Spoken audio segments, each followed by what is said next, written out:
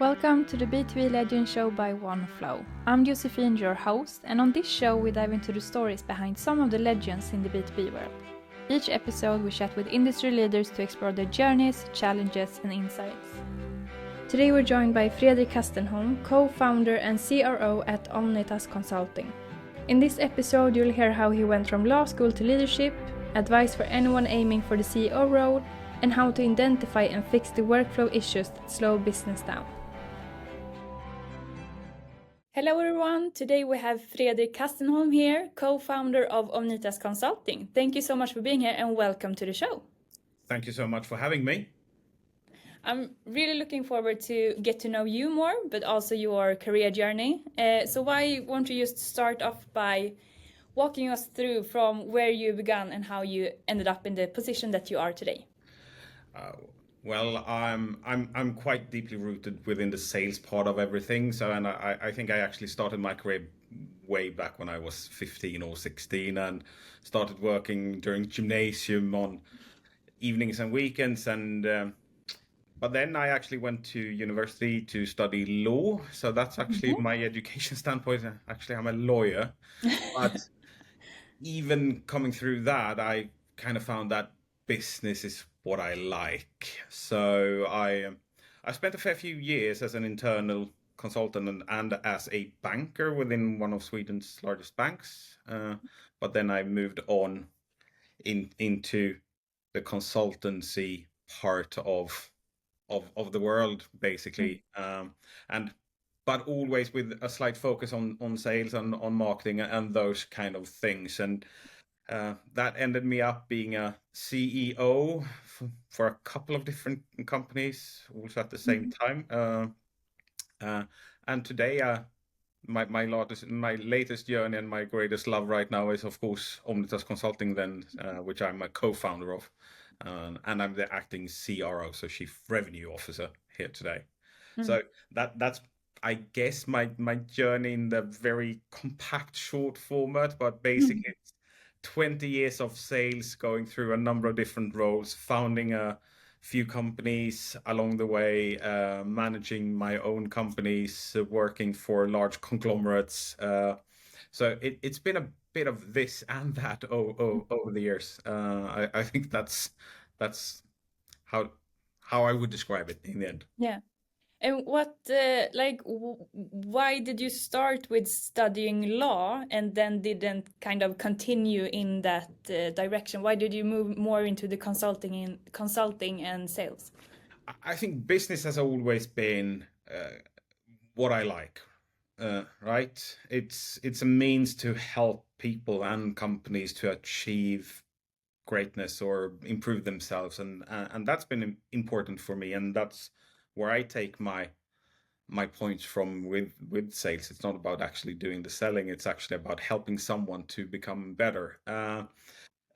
When you go into sales, I guess I was kind of, I wanted to study at university, and I think that also comes from my family and my family's viewpoint of it, of course. There is no university degree in exactly selling and that type of business, right? So either you're going to end up on studying economics or financials, with accounting and all of that really fun stuff, or but I was kind of like, no, let's take it from the other side, because a law degree, basically, it's just looking at the same problems, but from the other side. And actually, what are you doing? Well, you're negotiating contracts and all of that, right? That's what we do in business. I thought that would be really good.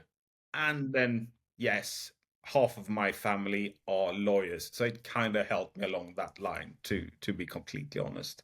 And I actually thought for a while, no, I want to be a barrister, an advocate, as we would call it in Sweden. But no, no. No. He took another direction. Yes. But that's life. You never know what you end up also. No, I mean, my life, like many others, is a series of mishaps and accidents and slipping into different things. I guess so. With a bit of good fortune along the way, I think everyone needs a bit of good fortune here and there as well. Yeah.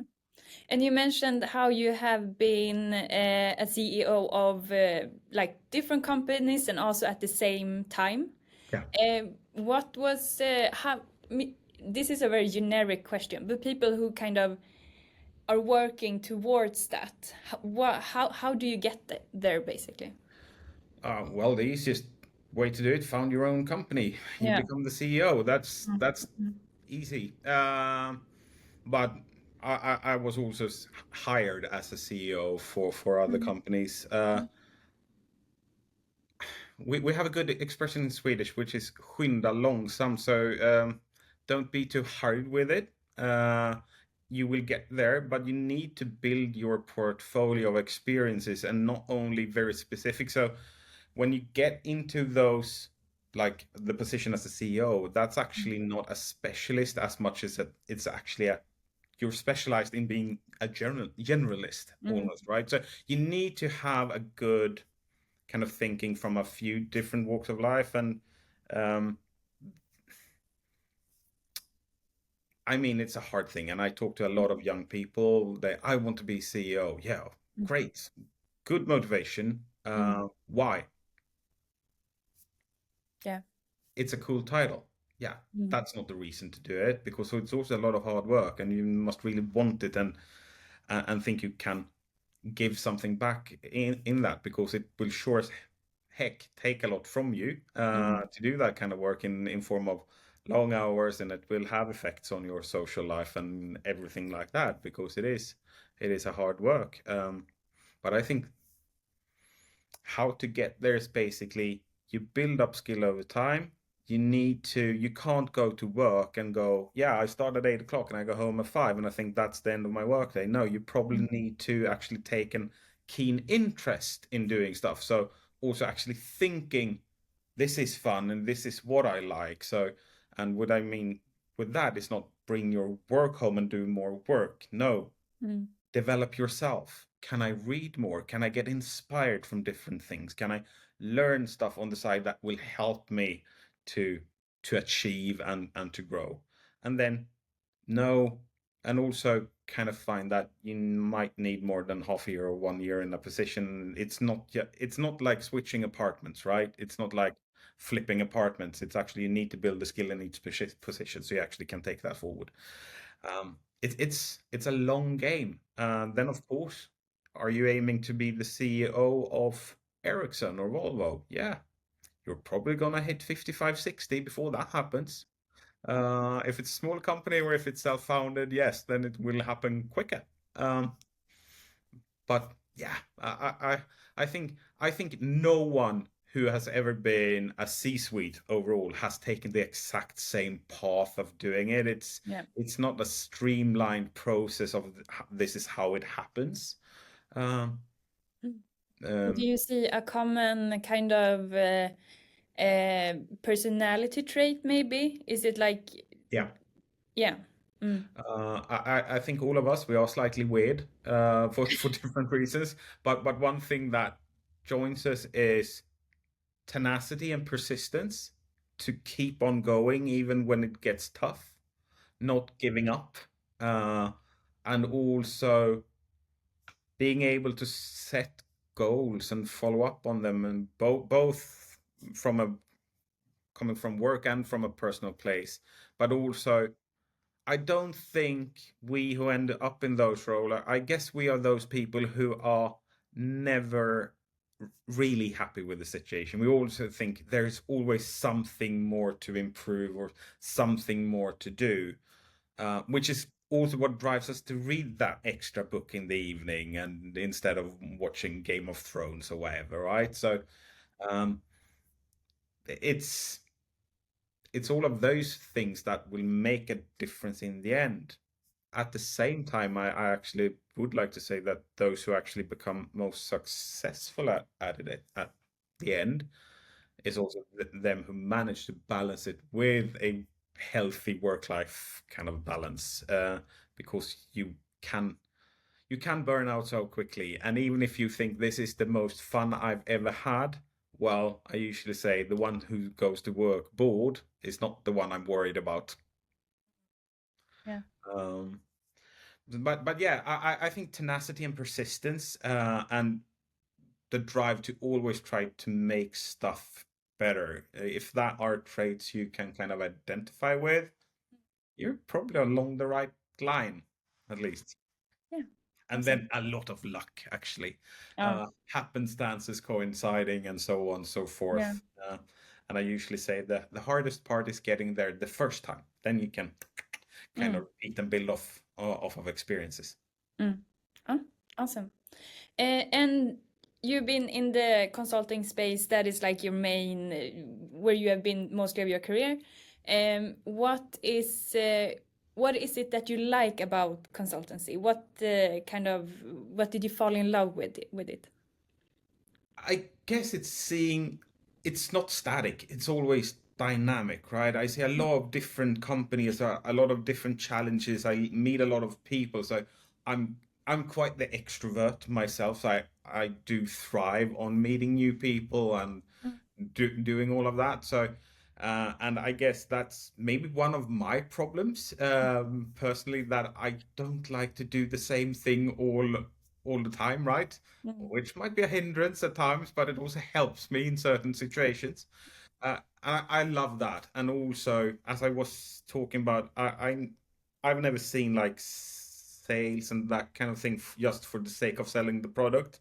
It's always been, how can I help you improve? How can I help take relieve you of pains? And that fits very nicely in with consultation, because my my aim is obviously to become your trusted advisor at the end of it, or um, and that those are main drivers for me to see that someone else through my help can excel. So Mm. I think that's why I really love the consulting game. Then there are stressors and stuff like that in Yeah. this line of work, definitely, but it's very rewarding Mm. in the end, if you're a person like me, at least.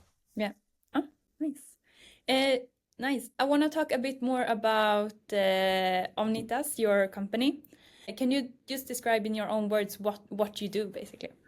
Yeah, so basically, we are a digital management consultancy operation. So I would say we're quite akin to a lot of IT companies, but the mainstay difference between us and them is because what we actually do at the end of the day is we build a lot of software systems and computer systems and for companies. But the main difference between us and many others are that where they are firmly planted in the IT side of things, we are actually very firmly planted in the management side of things, and that's where we come in. So it's not a system for the system's sake. What we actually are very interested in is the uniquities of workflows, work processes. How do we handle certain things, and creating those type of efficiencies.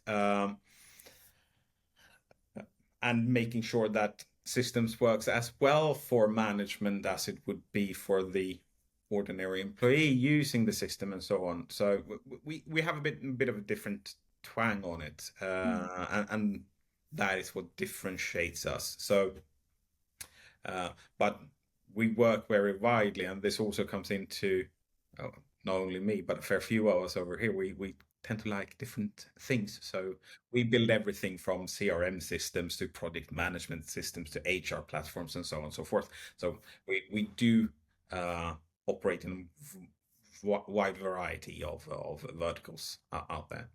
And that's kind of what we do. And today we are the largest partner of Monday.com globally, which is a software platform, as well as another platform called Make. So we work with partnerships as well. So we don't build, at least most of the time, we don't build completely own software, but we actually use and implement other software companies' software. Okay, nice. And what was the inspiration behind the company? Fun story actually, but it was Mm. actually me and one of the co-founders. We've known each other since we did our military service together, so we Mm. go way back. And we started to go working together. He was working with me when I was the CEO and co-owner of another company. Uh, and I basically asked him, I need a deputy. I need a COO. You're it. Get over here, more or less. And the first day when he came to work, we locked ourselves into a room and we scribbled, I think, 5 whiteboards worth of just things we needed to take care of and things we wanted to do. Um, and then at the end of it, we were like, yeah, we're never ever gonna remember anything of this tomorrow. So we need some kind of tooling, something for that, so we can actually make a coherent process and actually make sure we actually also start affecting all of that and this change we're now talking about. We ended up with Monday from a happenstance. So we used that as a tool. It was then back then a new tool on the market, and we were kind of like, oh, this is kind of cool.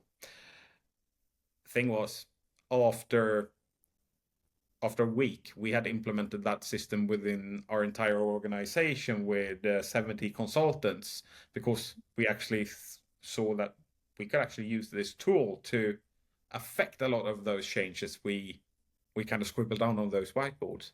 Yeah. And that was basically the part of, this is actually rather fun, and we can see what this could do for us, and that more one thing led to another, and all of a sudden we created Omnitas as its separate company. And yeah, it's been growth since then, basically, both in number of clients and manpower. Yeah, awesome. As you work with companies and try to improve their processes and build software for them and all that, is there what are some of the kind of key challenges that you have seen companies facing when it comes to improving workflows and processes? It's tends to be slightly different depending on what market, because we do work globally. I have a lot of clients in Australia, New Zealand as well. It's 20% of my clients are actually from the United States and so on. So we are a bit of everywhere. So we do see different trends, but we do see some things that kind of is like global. And that is siloification. So we see not only in terms of how we work, because many do try to address we need to work cross departmentally and we need to talk to each other. Good. Do we implement our systems and everything so are actually tools for that? No. We see a lot of problems in that area. We also see Corona actually made that worse, because all of a sudden everyone had to start working from home. We couldn't be in the offices, and most companies actually handled that problem by just throwing money at it, which was basically buy a system. And then we saw all of these different softwares pop up, with from the easiest kind of Trello kind of situation to um, let's handle it in Teams or whatever, right? Um, but the thing was, it was also quite often not handled from a centralized perspective in many companies. It was like marketing went off and did their thing, and say the sales organization went off and did their thing, and a lot of companies ended up with a huge amount of different software not speaking to each other, which made all of that data being even more segregated and siloed. So that is challenges we do see, and we do of course see a lot of the residual effects of that still. So that's one piece of work that we really do try to focus on, both because it's not efficient purely from a time management perspective or from a data governance perspective. But sure, as I was almost going to say a naughty word there, but also from just a financial perspective, just having a lot of those licenses, which just drains companies' budgets, which they could use to something much more fruitful than paying software vendors at the end. Um, and also, I think people have been scared a bit about actually starting to integrating their softwares, or from a standpoint of maybe not knowing what it might actually entail, um, and having that thought of integration that requires a computer or a software or a developer of some sort. They are expensive, so this is going to be expensive. Doesn't have to be. It's my because that one, it can actually be done very effectively. You just need to know and actually talk to someone who might know what they're doing. to help you plan it out. So, and that's kind of things we see. The people who are either, no, we haven't done it because we don't know, or the ones who have done way too much because they do it for the sake of it, just to be able to say that we have done it more or less. And then from our end, it's like, why are you paying money for that? You have just spent 200,000 Swedish crowns to effectivize that thing that took you 3 minutes per year. That ROI time is going to be it's going to be long. Yeah, exactly. So that's also a big part of our work to actually help other companies mitigate that and be like, yes, but how much time will that actually save? Are we actually getting ROI? Because as companies, we should always think of what's the return on our investment. And that might be purely fiscal, so money, or but might be other values as well, but we should always make the calculation. And those might be challenges because you don't know what you're actually counting on. Awesome. Have you seen any kind of trends or kind of innovations at the moment that you, I wonder where this will end up within workflow or processes? Yeah, definitely. Of course, AI is a big thing. Of course, it's still the buzzword. I actually saw a report the other, I think it was about a month ago, that it's actually starting to trending down as a buzzword, and actually it's not necessarily a good thing to front out AI overall, but it's still very much something we talk about, and we're starting to get to terms with and how it can be used. But there's still a lot of potential use cases, and there's a lot of potential in it overall when used to the right effect. But I think a lot of people also overestimate today where AI stands today. Yeah. Not necessarily where it will stand in a year or in 5 years. But I usually say that AI today still might need some adult supervision, uh, depending on. Let me say it like this: as a C-suite executive, I get a lot of emails every day of people trying to pitch me different stuff. It's not too hard to kind of just eyeing something and see what's written completely by an AI and what's not. And I think that's a situation a lot of us sit in. That's the wrong way of using AI. Using the AI to help you to create that, but actually putting in then we can use AI as a lever and a multiplier of how much we can do. But maybe we can't take it full out just yet. But AI is of course a big thing. Actually, we see more and more. I was talking about this consolidation thing, so that's actually something we happily see right now is happening. That companies are starting to think again. Okay, but we're sitting here with 200 different softwares. Can we possibly need them? What happens to our governance and everything like that? So we see trends both in more from a procedural thinking, but also from the technical side of stuff. So I think it's a lot of happening in our part of the business life actually. So it's fairly interesting times right now. Yeah, a lot of automation is also one thing that I hear. It's not a buzzword, but it's really like on top of people's minds. So yeah, for sure. I'm also curious, where do you see yourself in about 5 years? Well, Omnitas, we're still a young company, so there's of course like we're growing every year and we're increasing both our revenue and in the number of our staff, and we've also opened up abroad, so we have staff in Denmark and the UK and Norway and so on and so forth. So there's of course more of that, but still being a fairly small company actually. So of course my transition right now, and I see that going on for a fair few years, is more from an operational standpoint into more and more strategic standpoint.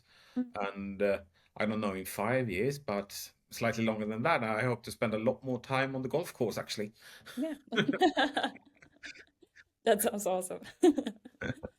The goal is to golf more. I feel like that. Something like that. Yeah. Or whatever floats my boat at that time. Yeah. Exactly. Nice. And before we wrap our session up here, I'd like to end each episode with a round of quick questions. So whatever comes to mind, just spit it out, basically. Yeah. Okay, cool. Shoot. Yes. What's one habit that you think has contributed to your success?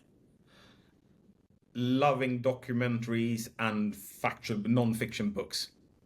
Okay, nice, awesome. And who do you learn from? Everyone. There's always something to be learned by each and every interaction if you actually listen. Yeah, love that. And what book or podcast would you recommend to someone trying to develop in their career? Ooh, this one. This one. A lot of different experience from a lot of different people. I mean, that's great. Awesome. Thank you for recommending us. And who do you think should be in the next interview? Who?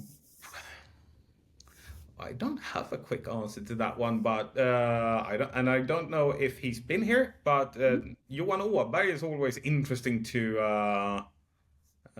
I may not agree with everything he says, but I think he's very interesting, both from a personal and a professional side of things. Oh, awesome. Well, Fredrik, it has been a pleasure having you on the show. So much knowledge, and thank you so much for sharing your career journey. It has been great listening to. Thank you so much for having me. It was a blast. Thank you. Thank you so much for listening, everyone. Don't forget to subscribe to the show to not miss future episodes. See you in the next one.